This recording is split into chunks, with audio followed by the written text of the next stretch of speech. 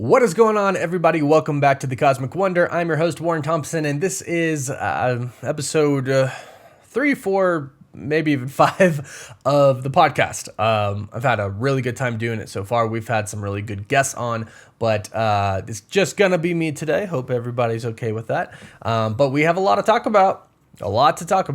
I saw Thor: Love and Thunder at the world premiere on Thursday, so I'll kind of give you a quick little reaction as to how I felt about the movie. And we have some news about Deadpool in the MCU. We're getting more and more news about Deadpool, which is really great, which means he's coming pretty soon. They're working, sounds like they're working pretty hard on that script and getting everything in production. Fantastic Four, of course, we have a really cool Dr. Doom Easter egg confirmed by Marvel, actually, by Marvel Studios president Kevin Feige, which is really, really exciting. And we're going to talk about the X-Men because it looks like they're kind of getting a lot closer to coming into the MCU as well. So a lot to talk about. If you're listening on a podcast platform, Apple Music, Spotify, be sure to follow. If you're watching on YouTube, be sure to subscribe. We talk about awesome Marvel and superhero content. So the first thing I want to talk about is Thor: Love and Thunder. This is a big one to me because I think the regular viewers of the channel and the podcast know that Thor is my favorite character of Marvel. I really love Thor. I've always really liked him. I actually like the first couple of Thor films, right? A lot of people don't, and I get it. It's fine, but I enjoyed them. I'm not saying they're, the best thing ever. And Ragnarok is on a completely different level, and I understand that. But I love Ragnarok. It's probably my third favorite Marvel film, under Infinity War and Endgame. And if we don't count those, it's probably my first. It's up there. So going into Thor: Love and Thunder, I did what you're not supposed to do. I went in with very high expectations. It's Taika Waititi, it's Chris Hemsworth. It's basically, the same cast, the same people. And then you add Natalie Portman as the mighty Thor. Like, in my mind, I'm like, this is going to be Thor Ragnarok plus the mighty Thor, and it's going to be awesome. And it was. It was really awesome. The review embargo hasn't lifted yet, so I can't really say, intricate details, and don't worry, of course, I won't spoil anything. But as far as my reaction to it, I loved it. I really did. I don't know if I loved it more than Ragnarok, because I have to watch it again. Ragnarok is a film that I've watched many, many times, and I've picked many different scenes apart as to why I really love the movie. And I haven't had a chance to do that with Love and Thunder yet. I've only seen it one time at the premiere, but I thought it was hilarious. I laughed so much, and every joke delivered.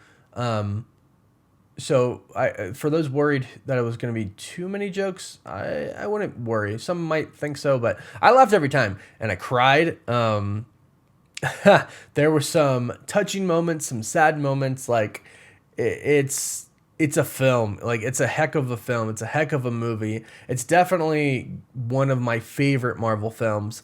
And really, like, I felt so many different emotions throughout the film. Like, I was reacting in many different ways. I laughed, I cried, I was invested. There's some serious parts where you're just on the edge of your seat. Like, it's an awesome movie. And, again, I have to see it again before, like, ranking it, right? Everyone always wants me to, like, rank it 1 out of 10. I have to see it again. But, definitely go see the movie. I think if you enjoyed Ragnarok, you are going to love this movie. And if you didn't, I still hope you love this movie because it's very creative. And I think it's very well put together. And I'll just say this, Christian Bale, amazing. Blew me away. I most of the times where I'm on the edge of my seat was because of him. And Natalie Portman, she's fantastic. So go see the movie. Go see it. I think everybody will at least get some laughs out of it and enjoy it at least a little bit, and I think a lot of people are going to love it. So go see that movie, and I want to jump into this first after my reaction because I'm really, really excited about this. We'll talk more about this in just a bit, but first, thank you to Manscaped for sponsoring this video. Many of you have probably heard me talk about Manscaped before. Big fan of their products and the confidence that comes with being properly groomed. You seem to have a better aura, better vibe. You just kind of carry yourself better. Manscaped has always been the leader in below the waist grooming, but now with the Platinum Package 4.0, you can trust Manscaped with a lot more. In the Platinum Package 4.0, you'll find your normal awesome Manscaped products, like the Lawnmower 4.0 body trimmer and the Weed Whacker nose and ear hair trimmer featuring the proprietary advanced skin-safe technology so where you don't nick your skin, both of which are also waterproof. You also get the Crop Preserver anti-chafing ball deodorant, the Crop Reviver ball spray toner, but now you also get Ultra Premium Body Wash, Ultra Premium 2-in-1 shampoo plus conditioner, and Ultra Premium deodorant to tackle your other hygiene needs. And they even throw in 2 free gifts, anti-chafing boxers and the Shed travel bag. Get 20% off and free shipping with the code COSMIC at manscaped.com. That's 20% off with free shipping at manscaped.com and use code COSMIC to get all you need to unlock your big groomed energy.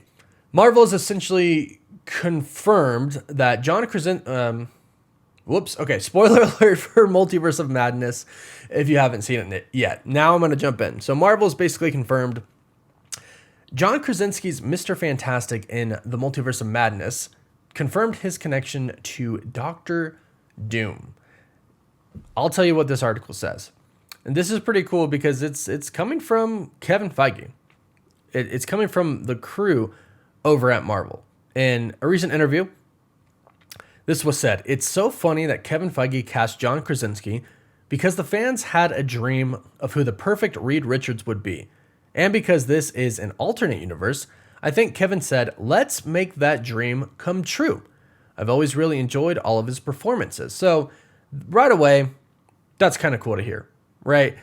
It's an alternate universe. It matters in the movie, but it ultimately, doesn't really matter as much as, a real Mr. Fantastic casting would, even though I do hope, and I think a lot of people do hope, that he is the main Mr. Fantastic. And at this point, I think he is going to be. I think he is going to be, but we'll move on from that. But it's really cool that Kevin took that opportunity to say, let's kind of give the fans what they want in a kind of fanfare way, but at the same time, it worked perfectly, right? Because I do think he's the perfect casting, but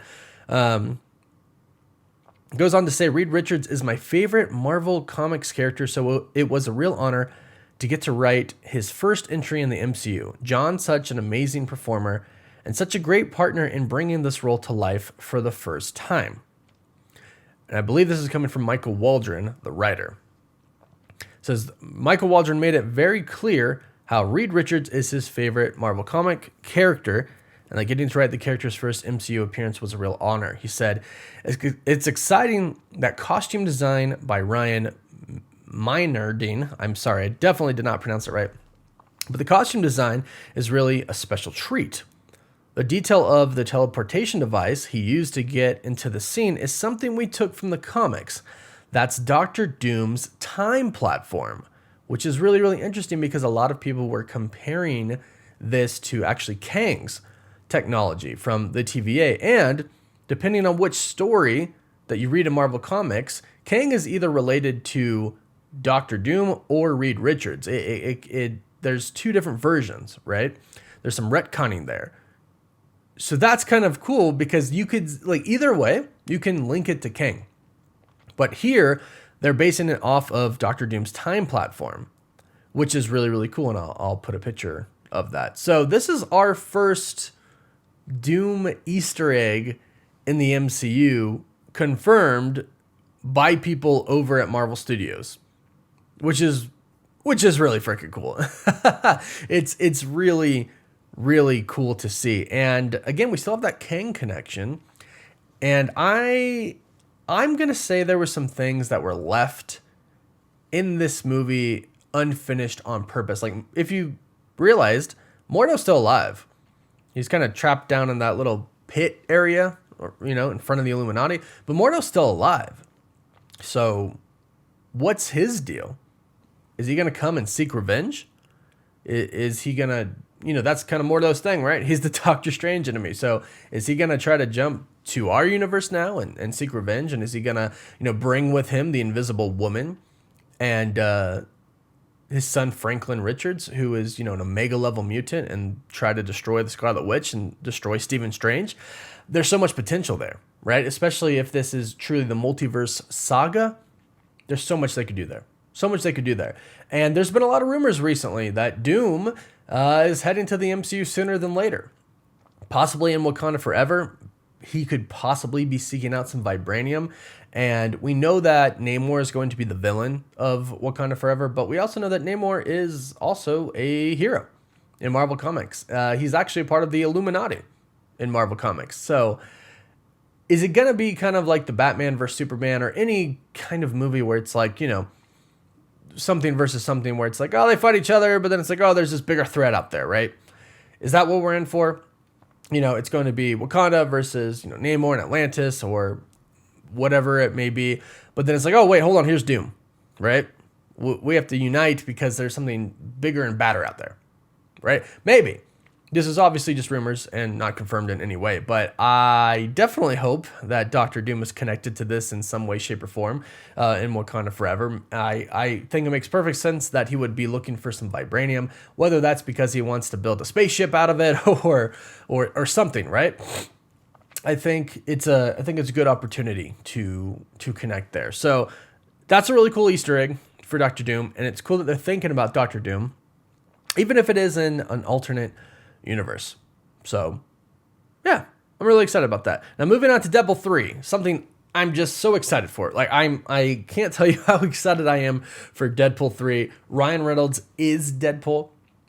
I think there are, a few characters that you can say, this person is this character. It's like, Robert Downey Jr. is Iron Man.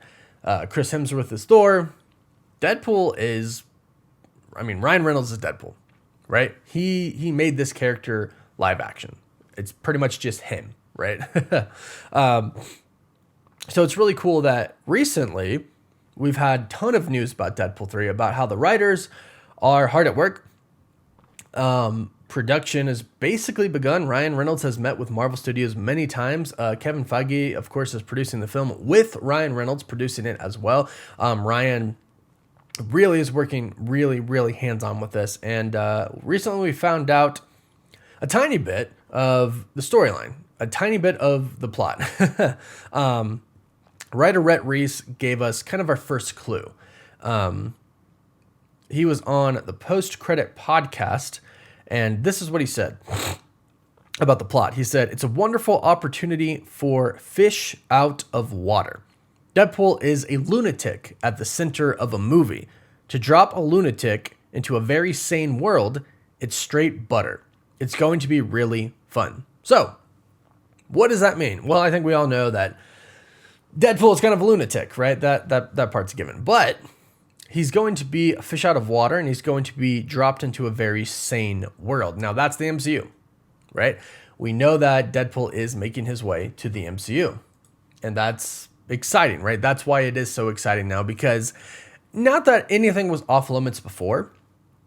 He breaks the fourth wall, right? He can joke about anything he wants. He can joke about Batman, right? He can say, "Are you from the DC universe?" Right? He can say whatever he wants. But now he's going to be shoved into our universe where everything is going to be right in his face, right? Everything that's happened so far, the snap, Thanos, everything's going to be right in his face, and he can do whatever he wants, whatever he wants. Like really, like I think, and you can make fun of the old Fox universe, right? Because he's got to get there somehow.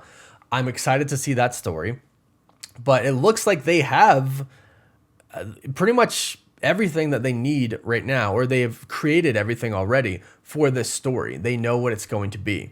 So Deadpool's going to be a fish out of water, and I think seeing Deadpool as a fish out of water is going to be very interesting, because maybe he'll care, but I think eventually he just won't, and will just do whatever he wants to do. And that includes, I think, messing with other superheroes. That's what I'm most excited to see, him interact with other superheroes. I hope we get Spider-Man. I think Tom Holland would love to be in Deadpool 3. It's just kind of up to the studios at this point. But I think it would be fantastic. And it gets complicated when you consider it Sony as well, but But yeah, I know that this is actually coming sooner than later because of all of this information that we've got. It looks like probably within the next 2 years. We do have time slots for movies coming from Marvel Studios that they don't have assigned movies yet. We have the dates, but no movie is attached to them. And these are just movies we're talking about, not like Disney Plus dates. These are dates for movies. And I'm thinking Deadpool is going to be one of them. Now, it's just been confirmed in the Thor: Love and Thunder press conference by Kevin Feige himself that Marvel Studios is going to be attending San Diego Comic-Con. We had some reports that Marvel Studios wasn't going to be attending, that they were saving a lot of their stuff for D23, but they are attending San Diego Comic-Con. And Hall H at SDCC is typically where they reveal everything, right? That's where Phase 4 dropped. That's where like all the big stuff dropped. So we're about to get some pretty big announcements. And the last time that Marvel was at SDCC was 2019. And the last thing that Kevin Feige said was, I didn't even have time to talk about the Fantastic Four, and I didn't have time to talk about mutants, X-Men. And he confirmed those are interchangeable. People asked him, why did you say mutants? And he said, they're the X-Men. Those are interchangeable words to him, to me. He said me, to him. Excuse me. So I'm hoping, since the last time we saw Kevin Feige and Marvel at SDCC, he didn't have time to talk about the mutants. He didn't have time to talk about the Fantastic Four. He has time now because Kevin Feige has already talked about the Fantastic Four in the past couple of years. We had our director, John Watts, who has now taken a hiatus from the superhero genre. He directed the Spider-Man Homecoming trilogy, and now he's taking a break. He's actually doing something over at Star Wars now, which is, also Disney. But we had him as a director, and now we don't. We are looking for a new director, and according to some rumors, Marvel Studio is looking for some big names, which I'm excited for. I'm really, really excited for.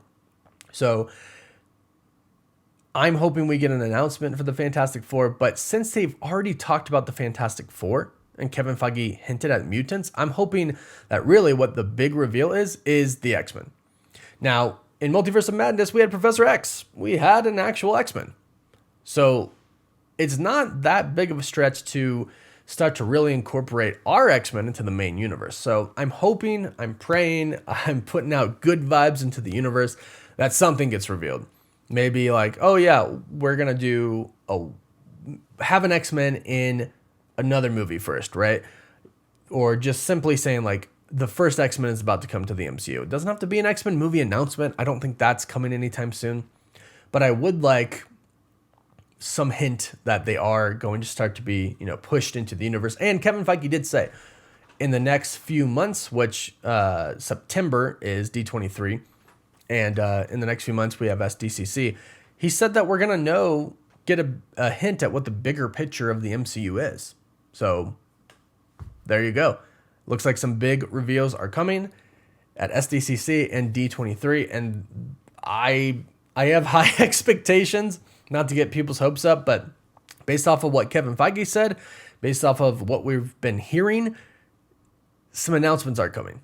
And I'm hoping they're X-Men. I'm hoping they're for all those untitled movie release dates that we have. I'm hoping that they get titles and we get to see a little bit of what's coming in Phase 5. Hopefully Fantastic Four gets an actual release date, and hopefully the mutants get teased just a little bit. But who knows what Marvel has up their sleeve? They typically do it right. Kevin Feige knows what he's doing. I always say in Feige we trust. I'm not concerned for the future of the MCU. I think they have so much coming up, and there's some cool stuff in Thor: Love and Thunder that you kind of go like, wow, can't believe I saw that. And you'll get a cool, not a glimpse of the future, but just kind of like a cool idea of what Marvel can do. So go watch Thor: Love and Thunder when it comes out in about 2 weeks, I think. And look out for my videos, my podcasts on what to expect from SDCC and D23, especially when it happens. I'll be covering a lot of news from those days. So be sure to subscribe if you haven't yet, or follow whatever platform you're on. And I will catch you all next week. Thank you all so much for stopping by. Woof, woof.